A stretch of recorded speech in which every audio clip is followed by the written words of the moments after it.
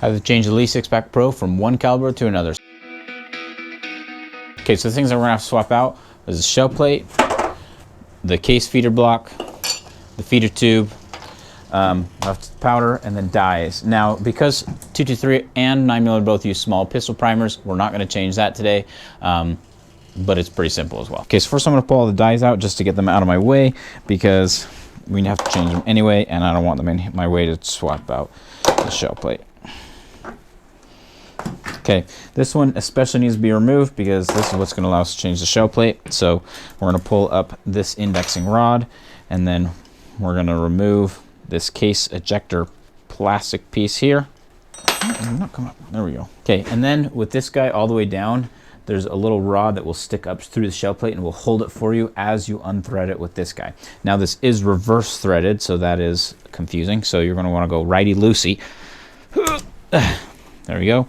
So now it's broke, and now we'll just loosen this. Now that it is loose, you will want to come up a little bit because you can still spin this and it's not going to spin anymore. And you want it out of the way of the case slider block. Maybe. Come on, buddy. She's loose. Okay, you grab the shell plate, pull it off. Okay, we're going to go get the one for 223. Okay, we're just going to go in the reverse order. So we got this new one open. So we'll spin this guy a little bit to get it a little bit tight on there. Once you get to below where the case slider block will hold it, go down to where this metal part will stick up through and hold it for you. Tighten the rest of the way. Now you can stick this extractor plastic part back on. It does have a slit, so if you do forget to do this right now, you can always do it later, even once you have the indexing rod in place. So you don't have to do it now, you can do it later as well. Okay, that'll click into place. Then we're going to take our indexing rod.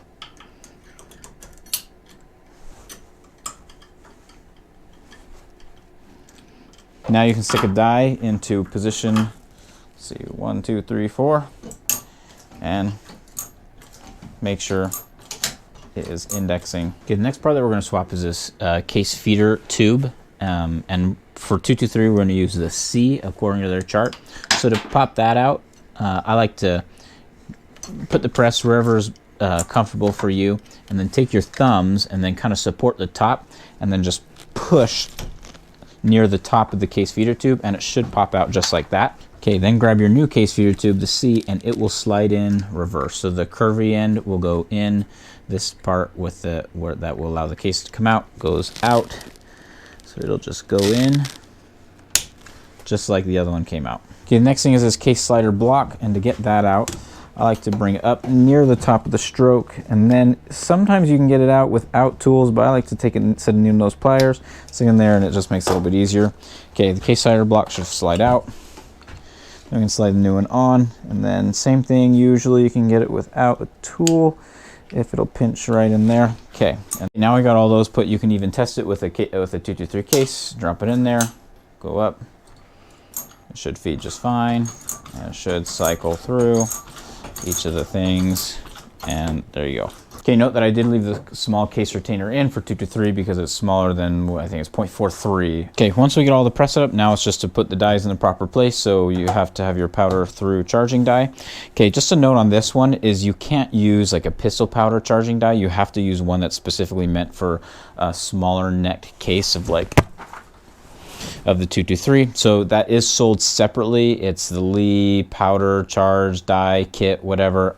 I'll put a picture of it here. And that's another 20 bucks that you are gonna have to get. So that's kind of a bummer. It's likely you don't already have that. Okay, so after you have your powder charge die set up, then you can take your bullet seating die. I like to put it into position 1, 2, 3, 4 because it makes it easy access to put the bullet behind. I do not like it in 5. And then I'm going to take my factory crimp. Now I already set these dies up. I got plenty of videos on how to set dies up. I'm not going to go over that. That's not part of the cartridge changing. I'm assuming you already have it set up. Okay, and then you are good to go. Okay, so I'll show you this process from start to finish. So here's a projectile, or a casing, sorry. Go up, I'm gonna load that. Also, this gate here, it's super loose on this specific press, and they actually shipped it with the spring upside down, so that's great. So I'm just gonna throw another bolt on there, but for now, I'm not gonna worry about that. Okay, that goes up. Okay, go grab our powder. Okay, next stage is blank. Okay, grab the projectile, and normally the camera's not in the way, so I'll just put it over there. And that feeds up, gets seated. Next stage, nothing. This stage is factory crimp. And you're good to go. There you go. Ready to go to the range. Okay guys, so that's how you change the Lee 6-pack Pro press from one casing to another. I didn't reload a ton, I just did these two.